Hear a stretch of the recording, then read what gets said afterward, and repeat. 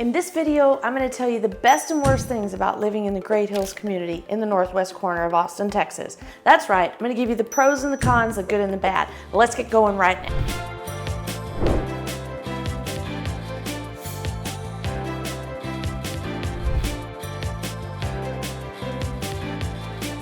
Hey, my name is Nicole Cooper. My team and I get calls and emails from people just like you needing help moving in and around Austin, Texas, and we sure do love it. So whether you're looking to move today, tomorrow, or somewhere in between, give us a call, shoot us a text, or send us an email because we're always here to help you find the perfect home that matches your lifestyle. Now, what's so cool about Great Hills? Why would anyone want to live there?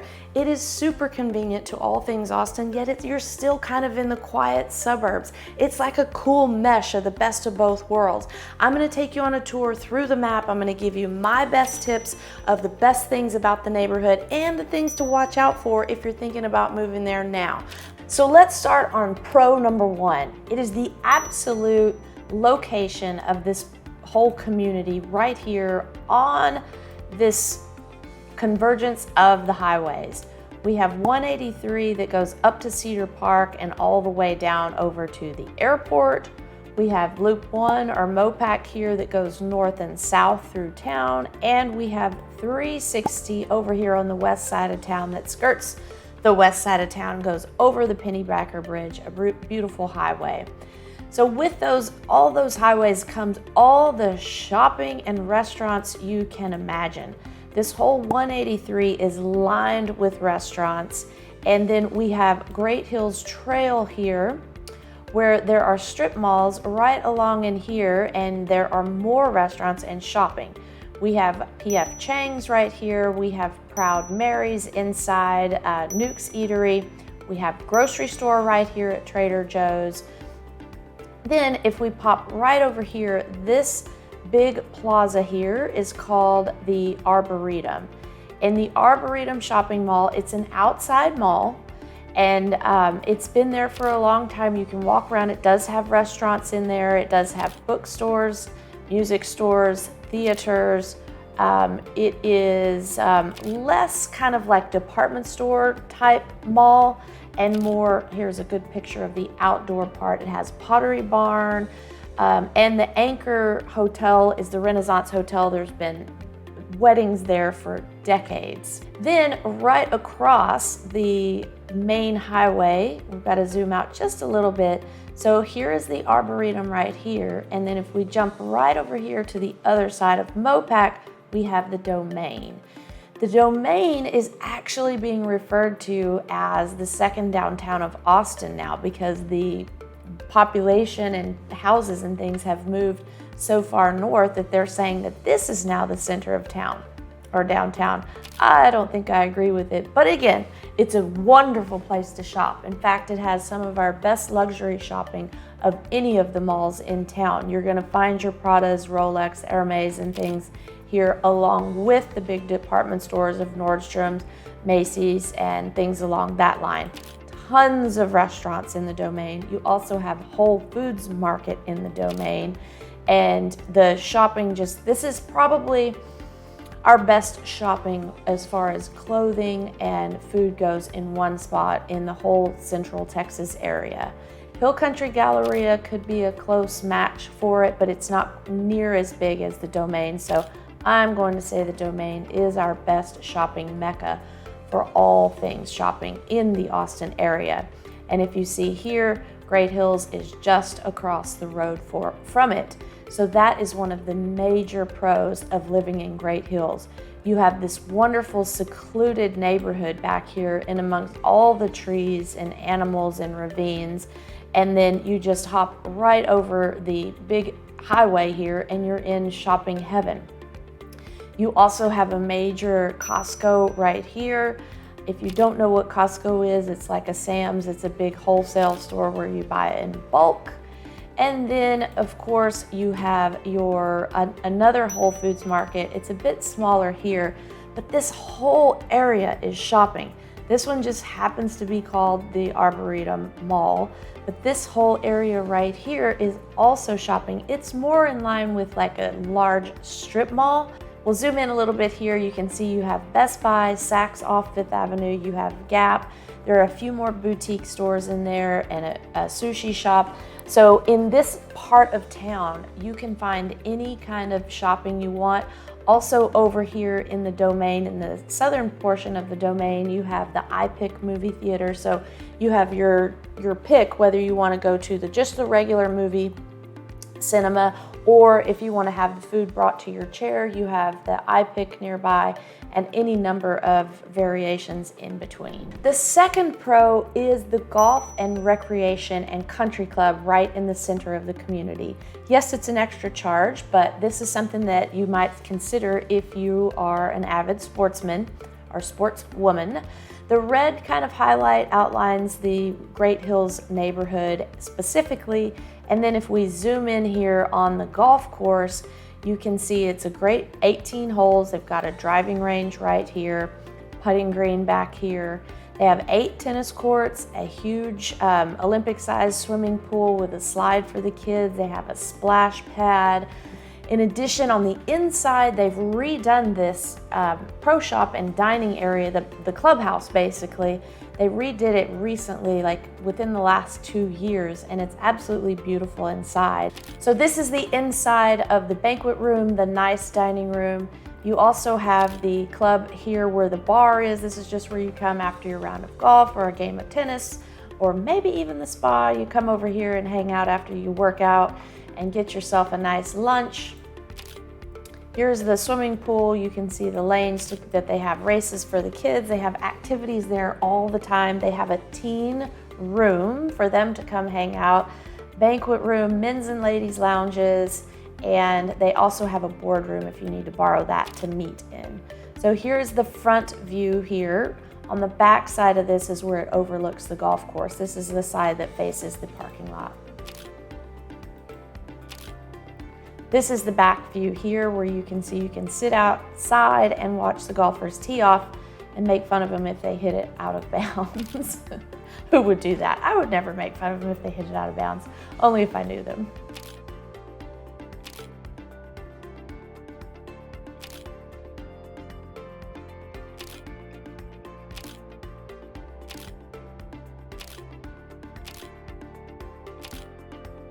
I will zoom out a little bit here for the golf course so you can get a view of all of it. The holes run all the way down here. The front 9, you can actually walk. I mean, the course is called Great Hills for a reason. It is very hilly, but you can walk the front 9. The holes from green to tee are not that far apart. However, on the back 9, it's pretty tough to walk because there are 2 or 3 holes where it's a long distance between the green and the next tee box. So it's not super conducive to having walking all 18 holes out there. So keep that in mind if that's important to you. This hole right here looks like the 18th hole. It is a par 5. You play it uphill. You tee off back here up high. Your ball goes down in the ravine and then you come all the way uphill. It's kind of a 3-shot par 3 unless you're an absolutely long knocker. Here's another view of that par 5, number 18, from the fairway looking up towards the green. This is out like if you had your back to the clubhouse and you're looking out number 1 going up the hill there. This is a par 3 coming up here, number 7, and then you have just a little out and in on 8 and 9.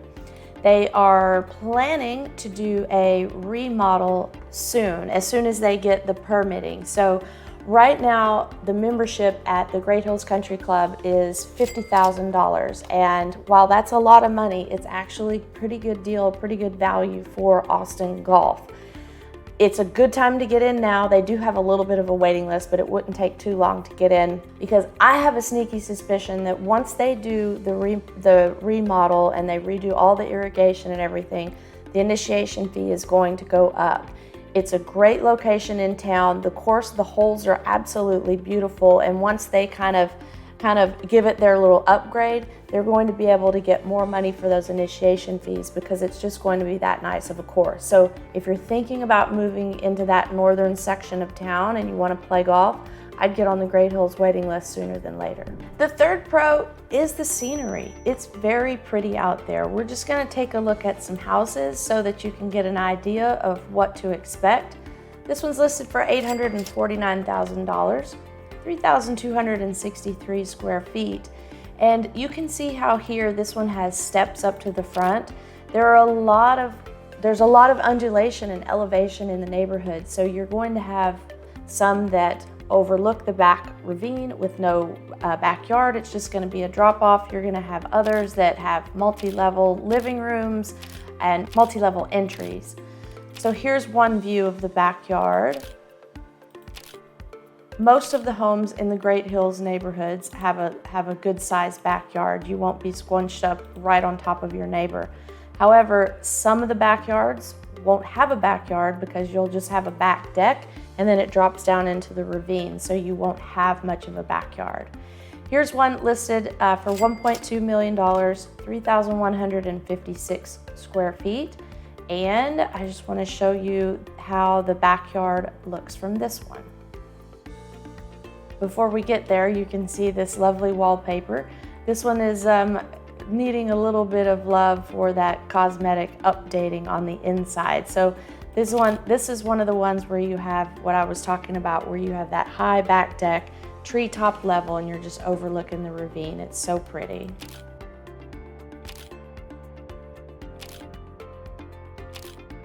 I'll take you to one more. It's over here just a little bit west.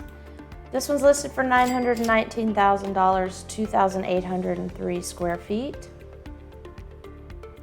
And another one that has the back deck overlooking the view.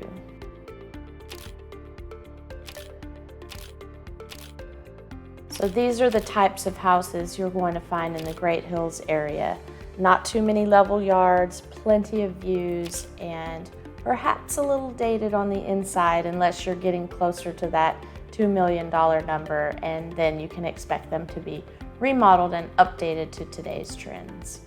But overall, the third pro about living in the area is just the scenic beauty and hill country views. Our last pro is that it feeds into pretty good schools.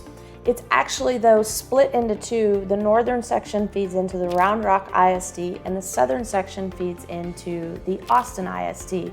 We can see here that Austin gets an 88 out of 100.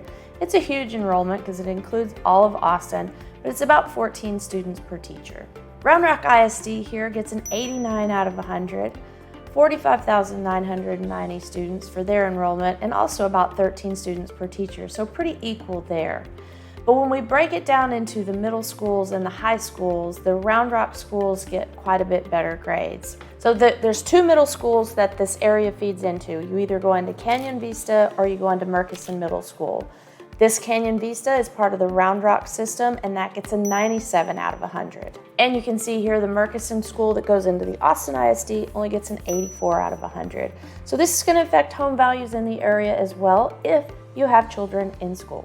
And then for the high schools, again split into two. This one, Westwood High School, feeds into the Round Rock ISD, a little bit higher score of a 93 out of 100, while Anderson only gets a 90 out of 100, and that's the Austin ISD High School.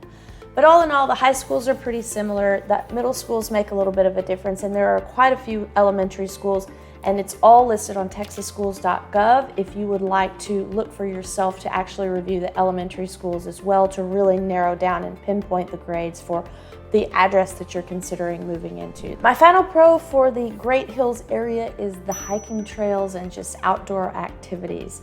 Here is Great Hills right here, and you can see all these little green signs are hiking trails. So in any direction you can head out and find a trail to take your dogs, take yourself, go on mountain biking. It's just a great part of town because there's so much undulation and rolling terrain that you can always find a good place to get out there and get some exercise.